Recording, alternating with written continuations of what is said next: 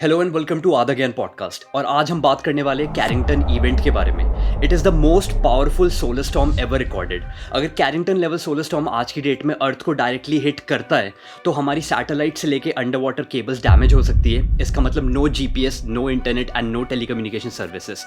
जितनी भी electronic appliances है घर में, जैसे कि लैपटॉप, फोन, टीवी, फ्रिज और anything that is connected to a power outlet can stop working, give you electric shock और इन वर्स्ट के scenario even catch fire. In other words, आज की डेट में अगर Carrington level solar storm earth को hit करता है तो it will be a $multi-trillion natural disaster. $multi-trillion? Right. और अगला सोलर स्टॉर्म कब आएगा? एस्टिमेट क्या है उसकी? According to some estimates July of 2025। मगर इससे पहले कि हम फ्यूचर इवेंट्स के बारे में बात करें, आई नो 2025 बहुत पास है, बट इससे पहले कि हम 2025 के इवेंट्स के बारे में बात करें, हमें पास्ट के इवेंट्स के बारे में बात करना चाहिए क्योंकि हमारे पास केस स्टडी है हाथों में। तो can you explain the Carrington event? Carrington event की जो डेट है वो है एक्चुअली 1 सितंबर 1859। मतलब ये 1 सितंबर को ऑब्जर्व किया था और जो इफेक्ट आया था वो आया था 2 सितंबर को। 1 सितंबर को जो इसके जो मेन साइंटिस्ट है जिनके नाम पे इवेंट रखा गया है, उनका नाम है रिचर्ड कैरिंगटन। तो वो सन स्पॉट्स को ऑब्जर्व कर रहे थे। हमारे सन पे डार्क स्पॉट्स होते हैं, वो उसको ऑब्जर्व कर रहे थे और ऑब्जर्व करते करते अचानक से उनके टेलीस्कोप पे बहुत तेज फ्लैश हुआ। तो उन्हें लगा कि भाई होगा कुछ ही एक्टिविटी की, कुछ टाइम नोन तो थी नहीं। और फिर अगले ही दिन उसका इफेक्ट अर्थ तक पहुंच गया था, जो सदर्न और नॉर्दर्न लाइटनिंग कहते हैं, ऑरोरास, राइट। हाँ, पूरे ग्लोब पे दिख रही थी वो। तो बंदे उठ के अपना काम काज करने लग गए थे।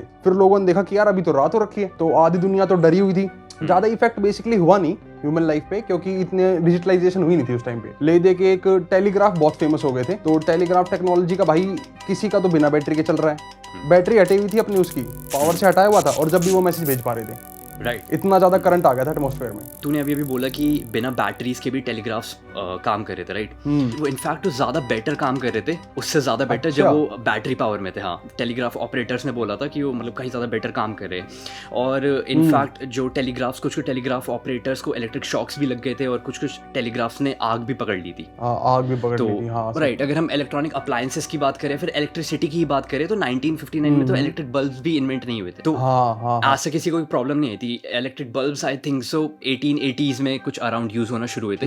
बट यही बहुत ज्यादा इंटरेस्टिंग पार्ट है कैरिंगटन इवेंट के बारे में कि कैरिंगटन इवेंट के टाइम पे ज्यादा कुछ था नहीं, बट ज्यादा लोगों को ये लगा कि भाई दुनिया खत्म हो रही है, फिर उनका कोई देवता उनसे नाराज है। और अगर हम कैरिंगटन इवेंट से पहले के और हम और ज्यादा पास्ट में जाए, तो पास्ट में साइंटिस्ट एक्चुअली जो आइस कोर सैंपल्स है एंटार्क्टिका में, तो आइस में कार्बन लेवल्स वगैरह स्टोर्ड हो जाते हैं या फिर तुम्हारे रेडियो एक्टिव पार्टिकल स्टोर्ड हो जाते हैं। हाँ, कार्बन 14 एटम की प्रेजेंस रिकॉर्ड होती है। राइट। तो इनको स्टडी करने से उनको पता चला कि ये कोई नया इवेंट नहीं था, ये पहले भी हो चुके हैं ऐसे इवेंट, सिमिलर इवेंट्स, और इससे कहीं ज्यादा कैरिंगटन इवेंट से कहीं ज्यादा भयानक इवेंट्स हो चुके हैं। इनफैक्ट एक इवेंट था 775 AD में, उस इवेंट का नाम था मियाकी इवेंट। तो बोला जाता है मियाकी इवेंट 10 टाइम्स ज्यादा पावरफुल था कैरिंगटन इवेंट से।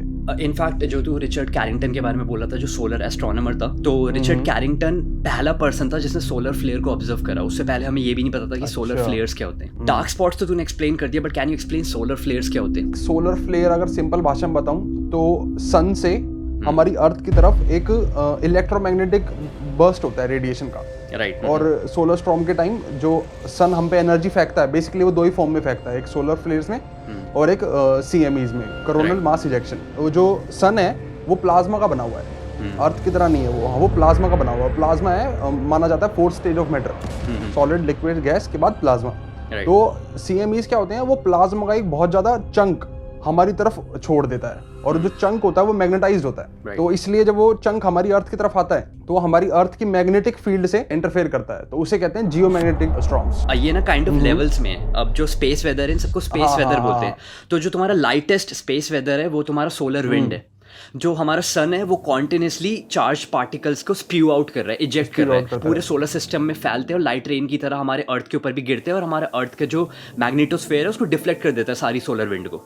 बट इस सोलर विंड को जब ज्यादा तुम एक लेवल ऊपर ले जाओ तो तुम्हारे सोलर फ्लेयर्स आते हैं, बड़ी एक्सप्लोजन्स होती है तुम्हारी CME, कोरोनल मास इजेक्शंस। तो coronal mass ejections billions of tons of plasma spew out करता है, इजेक्ट आउट करता है, और वो किसी भी डायरेक्शन में इजेक्ट कर सकता है। अब अगर हम अनलकी हुए तो वो अर्थ को हिट भी कर सकता है। तुम बोल सकते हो कि तुम्हारे सोलर फ्लेयर्स है CME और सोलर फ्लेयर्स को मिला के तुम कह सकते हो कि सोलर स्टॉर्म और सोलर हरिकेन आता है। तो सोलर स्टॉर्म और सोलर हरिकेन के ऊपर भी एक इवेंट है जो कि अल्ट्रा रेयर इवेंट है, वो है सुपर फ्लेयर्स। तो सुपर फ्लेयर्स को तो अच्छा। अकॉर्डिंग टू सम एस्टिमेट्स 1000 सालों में सिर्फ एक बार एक सुपर फ्लेयर का इवेंट होता है। देखेंगे भाई, फिलहाल तो नीचे वाले से उलटना भारी हो रहा है। Right exactly. तो अगर हम और ज़्यादा इवेंट्स के बारे में बात करें, जैसे हमने मियाकी इवेंट के बारे में बात करा, बट अगर हम कैरिंगटन इवेंट के बाद के इवेंट्स की बात करें तो ऐसा नहीं है कैरिंगटन इवेंट के बाद से लेके आज तक और इवेंट्स नहीं हुए। अगर हम 1921 की बात करें तो एक बहुत ज़्यादा पावरफुल CME अर्थ से टकराया था, which led to the most intense geomagnetic storm in the 20th century. वो जो कनाडा पे हुआ था ना, आई थिंक। नहीं 1921 में नहीं हुआ था, बट फिर जिसकी अच्छा। बात तू कर रहा है वो एक्चुअली 1989 में हुआ था।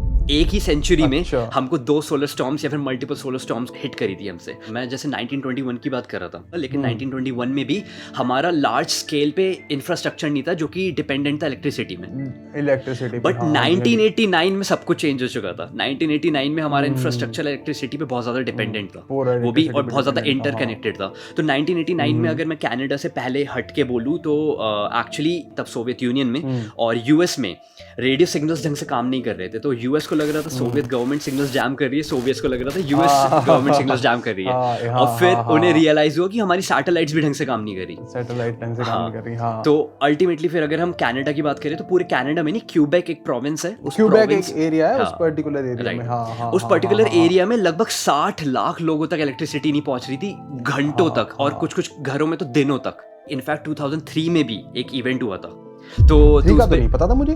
हाँ, 2003 में भी एक इवेंट हुआ था और उसकी वजह से सैटेलाइट बेस्ड कम्युनिकेशंस अफेक्ट हो गई थी। इनफैक्ट किसी कंट्री में मतलब एयरप्लेन्स को बोल दिया था अपना रूट चेंज करने के लिए। अच्छा। हाँ, और millions of people were left without electricity for several hours. अब ये स्केरी पार्ट भी नहीं है। स्केरी पार्ट पता है क्या है? 1921, 1989 और 2003 के जो इवेंट्स है, they were nowhere near the power of Carrington event। हाँ, अब हम आते हैं 2012 में, क्योंकि 2012 का जो इवेंट था वो इक्वल था काइंड ऑफ कैरिंगटन इवेंट के लेवल का। हाँ हाँ। 2012 में 2 CMEs हमारी अर्थ की तरफ छोड़े गए थे, तो हम अप्रोक्सीमेटली 10 दिन से बचे थे।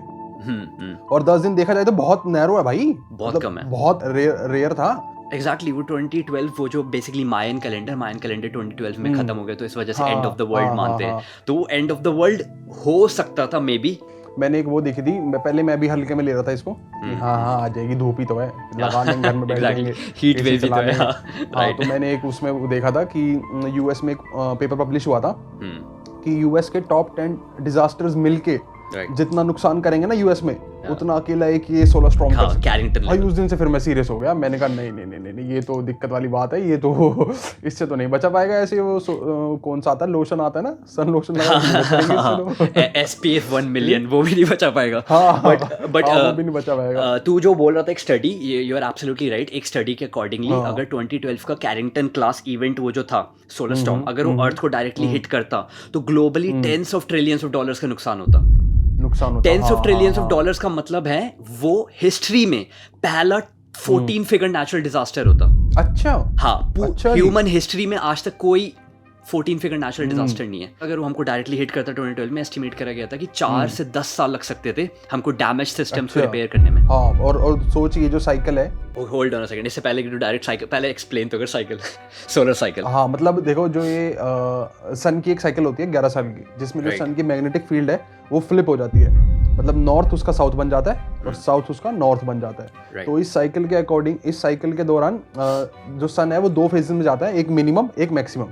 और इस साइकिल ऐसे होती है, मिनिमम मैक्सिमम और मिनिमम दोबारा। तो जो मैक्सिमम वाला एरिया होता है ग्राफ में ऊपर वाला एरिया, इस टाइम पे हमें थोड़ा सा ऐसे डरने की जरूरत है। So you are absolutely right कि सोलर मैक्सिमम में हमें डरने की सबसे ज्यादा जरूरत है। बट जो स्पेस वेदर है वो इतना अनप्रेडिक्टेबल है कि जरूरी भी नहीं है कि solar maximum. By the way, solar maximum को मैं एक हल्का सा और एक्सप्लेन करना चाहता हूँ। बेसिकली सन पे पीक एक्टिविटी, पीक एक्टिविटी है। पीक एक्टिविटी में मोस्ट सन स्पॉट्स होते हैं, उसको सोलर मैक्सिमम बोलते हैं। ऑब्जर्व करके हमें पता लगता है कि सर मैक्सिमम पे है, मिनिमम पे है। और सनस्पॉट्स का क्या है कि जब वो 0 होते हैं या फिर मिनिमम लेवल के होते हैं तो उसे सोलर मिनिमम बोलते हैं। तो तब सन की एक्टिविटी बहुत कम होती है। और अभी अगर हम सोलर साइकिल की बात कर ही रहे तो जो कैरिंगटन इवेंट था वो सोलर साइकिल 10 था।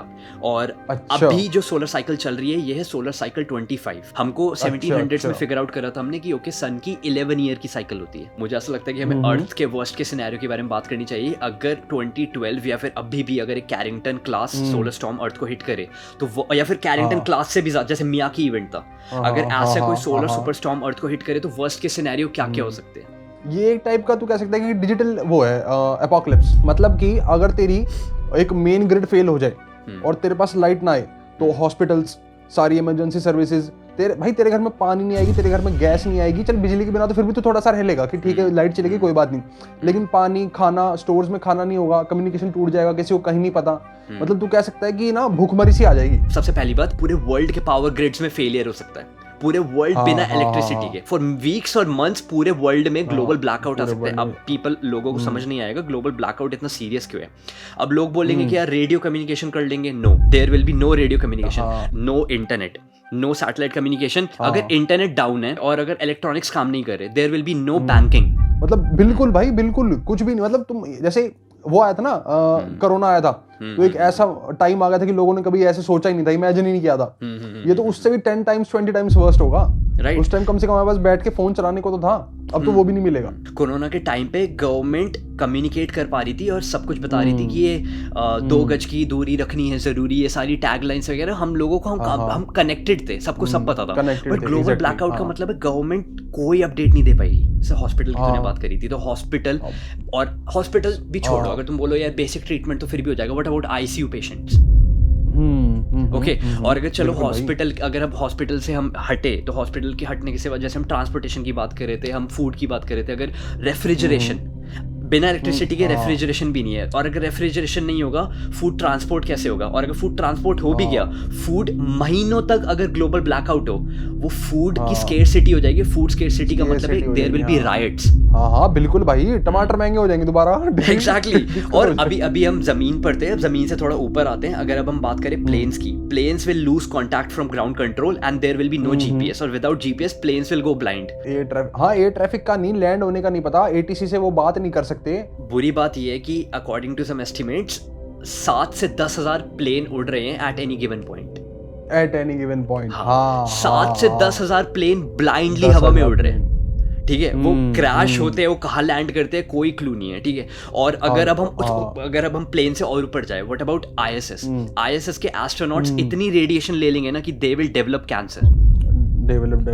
और भाई तू ये देखना, हमें इतना टाइम लगा एक अर्थ के अराउंड एक सैटेलाइट का वो बनाने में, नेटवर्क, वो सारा चांस खत्म हो जाएगा। तो अभी जो हमने इतनी सारी इन्फॉर्मेशन दी है, अब हम इसको ब्रेक डाउन करते हैं। ब्रेक डाउन हम ये बात करेंगे कि हाउ लाइकली इट इज़ कि एक Carrington level solar storm earth को हिट करे, क्योंकि सवाल ये नहीं है कि इफ इट विल हैपन, सवाल ये है कि व्हेन इट विल हैपन, क्योंकि होना ही होना है। हाँ। तो ये बोला जाता है कि अगर कैरिंगटन लेवल सोलर स्टॉर्म हमको हिट करे और अगर हम उसके लिए प्रिपेयर्ड नहीं है, तो हमारी टेक्नोलॉजिकल प्रोग्रेशन को 200 साल पीछे ले जा सकती है। अच्छा, 200 साल पीछे कैसे? अगर तू इमेजिन कर, जैसे 200 साल पहले इलेक्ट्रिसिटी नहीं थी, अगर वो आज की डेट में इलेक्ट्रिसिटी ना हो तो हमारी कहीं ना कहीं टेक्नोलॉजिकल प्रोग्रेशन, सैटेलाइट्स ना हो, इलेक्ट्रिसिटी ना हो, बल्ब ना काम करे, ठीक है, इंटरनेट ना काम करे, तो फॉर मंथ्स, ईयर्स और इवन डेकेड्स हम 200 साल तक पीछे हो सकते हैं। ओके, बिल्कुल। तो बहुत सारी स्टडीज है जो कि बताती है कि कैरिंगटन लेवल इवेंट होगा नहीं होगा। और अभी हमने स्टार्टिंग में लोगों को डरा दिया था कि जुलाई 2025 में कैरिंगटन लेवल स्टॉर्म या फिर सोलर स्टॉर्म हिट कर सकती है। तो अब जुलाई 2025 क्यों? जुलाई 2025 इसलिए क्योंकि ये जो मैंने बोला था सोलर साइकिल 25 है, और हमने बात करी थी सोलर मैक्सिमम पीक एक्टिविटी, वो होगी जुलाई 2025 में। तो जुलाई 2025 में अब एक Carrington class solar storm earth को हिट करेगी नहीं करेगी? The answer is mostly no. अच्छा, हाँ, ठीक अच्छा है। हाँ, तो डिफरेंट स्टडीज है और हर स्टडी अपने एस्टिमेट्स और अपनी प्रोबेबिलिटी देती है। तो according to one study, Carrington level event happens once every 500 years. अच्छा, हाँ, और डिफरेंट एस्टिमेट्स बोलते हैं Carrington like event happens once every 150 years. तो यानी कि वी आर ऑलरेडी फक्ड, क्योंकि कैरिंगटन इवेंट को 160 साल हो चुके हैं। हाँ, वी आर ऑलरेडी फक्ड। एक स्टडी 2019 में पब्लिश हुई थी, वो बोलती है कैरिंगटन लाइक इवेंट 2029 से पहले होने के चांसेस लेस देन 2% है। अच्छा, और 2020 में एक स्टडी पब्लिश हुई थी, वो सजेस्ट करती है कि there is a 0.7% chance of a Carrington class storm per year. ये जो मैंने तेरे को स्टडीज बताई है ना, डिफरेंट एस्टिमेट्स, मुझे एक चीज समझ आ गई है, इनको कुछ नहीं पता। हाँ, मैं भी वही कहने वाला था, इनको कुछ नहीं पता। मैं कहता हूँ हम भी एक स्टडी निकालते हैं कि कैरिंगटन लेवल इवेंट हो सकता है 50-50 है। हाँ, 50-50। मैं अभी इस पे आ रहा था, हम अर्थ के वेदर को नहीं प्रेडिक्ट कर पाते, हम स्पेस के वेदर को कहाँ से प्रेडिक्ट करेंगे? हाँ, अरे भाई मैं बता रहा हूँ, मैं एक दिन मतलब बाहर ऐसे बारिश सी हो रही थी, तो मुझे ना कहीं जाना था, तो मैं उस पे देख रहा था वेदर ऐप पे हाँ। कि भाई क्या चांसेस है, कब तक होगी। भाई वो दिखा रहे हैं कि बारिश का कोई चांस नहीं, आज बाहर धल्ले से बारिश हो जा रही वही। है। तो मेरे ख्याल से टेक्नोलॉजी अभी इतनी एडवांस नहीं है कि हम प्रेडिक्ट कर सके, और ये जो प्रेडिक्शन दिखा रहे हैं भाई ये मनमर्जी के हैं। राइट तो अभी जैसे मैंने सोलर स्टॉर्म्स की बात करी, तो एक्चुअली सोलर स्टॉर्म से ज़्यादा डरने की ज़रूरत नहीं है, हमें कैरिंगटन लेवल सोलर स्टॉर्म से डरने की ज़रूरत है। कैरिंगटन लेवल सोलर स्टॉर्म्स आती है जो कि मैग्नेटोस्फेयर को बहुत ज़्यादा डिस्टर्बेंसेस क्रिएट कर देता है और हमारा एटमॉस्फेयर कुछ ज़्यादा ही एनर्जी एब्जॉर्ब कर लेता है, कुछ ज़्यादा ही रेडिएशन एब्जॉर्ब कर लेता है। तो अभी हमने ये सारी बात करी ली है CMEs वगैरह और इन सब के बारे में, और अब हम आते हैं कि अगर एक्चुअली एक Carrington level solar storm earth को हिट करे तो what can we do in such a scenario. भाई देख कर तो वैसे सकते हैं, ऐसी बात नहीं है, अगर जैसे हमें टाइम से पता लग जाए, क्योंकि देख एक CME को अर्थ तक पहुंचने में अप्रोक्सीमेटली 2 से 3 दिन लगते हैं। बट हर केस में नहीं, जो कैरिंगटन क्लास, हर केस में नहीं, बिल्कुल कैरिंगटन इवेंट 17.5 घंटे में अर्थ तक पहुंच गया था CME। हाँ ठीक, तो मतलब अगर हमें टाइम से पता लग जाए तो हम अपनी ग्रिड्स को बंद कर सकते हैं या फिर उनको प्रिपेयर कर सकते हैं, ताकि जब कोई भी वो ओवरलोड ना हो उस टाइम, मतलब एक सेफ जोन कर सकते हैं। भाई थोड़ी देर का ब्लैकआउट 10-15 मिनट का चल जाएगा रदर देन पूरे साल का, ठीक है। और जो हॉस्पिटल वगैरह है, बेसिकली इमरजेंसी सर्विसेज हैं,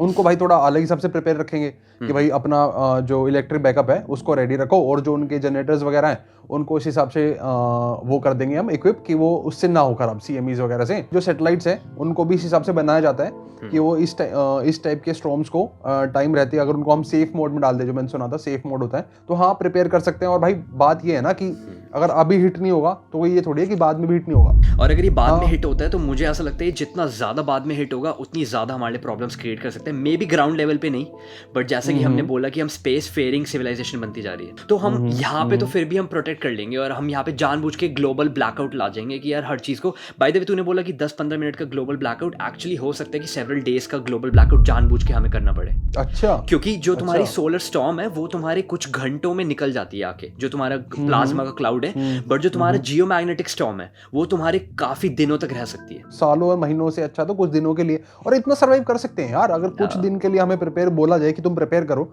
तो कर सकते हैं, बढ़िया है। फोन वोन से दूर रहेंगे, आधी बीमारियां ठीक होंगी।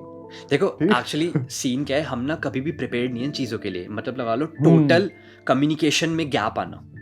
आज तक कोई ऐसा नेचुरल डिजास्टर नहीं रहा, मतलब रिकॉर्डेड हिस्ट्री में, जब हमारे पास टोटल कम्युनिकेशन गैप हो। और लोग मानते भी तो नहीं है भाई, लोग एग्जैक्टली लोग मानते भी तो नहीं है। अभी हम थोड़ी देर पहले बोल रहे थे कि हीट वेव की तरह लोग ना समझ लें इसे कहीं, यार ये तो हीट वेव है। हाँ कोई ना, हम देख लेंगे। चाहते बात है ये क्या सीरियस है, सोलर स्टॉर्म सीरियस नहीं है, Carrington class solar storm serious है। और जैसे कि मैंने बोला वो 150 सालों में 500 सालों में एक बार होती है। और अभी गुड न्यूज़ एक और ये है कि नासा कम से कम 40 to 50 मिशंस हैं सन से डायरेक्टली और इनडायरेक्टली रिलेटेड। हाँ तो हम पार्कर प्रोब भी तो गया हुआ है हमारा, हाँ, एक पार्कर नासा का पार्कर प्रोब, वो भी स्टडी कर रहे हैं इन चीजों का। हाँ मतलब टाइम के साथ। हाँ एक्चुअली जैसे तूने पार्कर सोलर प्रोब बोला, तो ऐसे ही एस और स्टीरियो और विंड, ऐसे बहुत सारी सैटेलाइट्स हैं जो कि सन को और सन से आने वाली सोलर विंड और CMEs को स्टडी कर रही हैं। हाँ, तो हमको एनीवेयर बिटवीन 2 to 3 days मिल सकता है प्रिपेयर करने के लिए खुद को। अब वो 2 से 3 दिन में गवर्नमेंट क्या स्टेप्स लेती है वो गवर्नमेंट टू गवर्नमेंट डिपेंड करता है। कोई गवर्नमेंट हो सकता है बोल दे भाई हमको खुद नहीं मालूम, तुम बस तुम बस अपना देख लो, लाइट बंद कर दो बस। तो अब ये गवर्नमेंट टू गवर्नमेंट डिपेंड करता है, हम अपना आपको काइंड ऑफ नहीं प्रिपेयर कर सकते। जहाँ तक बात है 2025 की, उसमें चिल रहो, कुछ होगा तो हमें पता चल जाएगा पहले ही, अदरवाइज चांसेस बहुत ही कम है। और मेरे ख्याल से आज के लिए बस इतना ही है, और हमने बहुत ही ज़्यादा लोगों को डरा दिया और बहुत ज़्यादा लोगों को अवेयर और एजुकेट भी कर दिया इस चीज़ के ऊपर, स्पेस वेदर के ऊपर। और अगर तुम लोगों को ये एपिसोड अच्छा लगा then check out our episode on Tunguska. It is the largest asteroid impact ever recorded. वो एक और डूम्सडे सिनेरियो है। उसके लिए उसके बारे में बाद में बात करेंगे। बट ठीक है, आज के लिए बस इतना ही। Till next time, piece.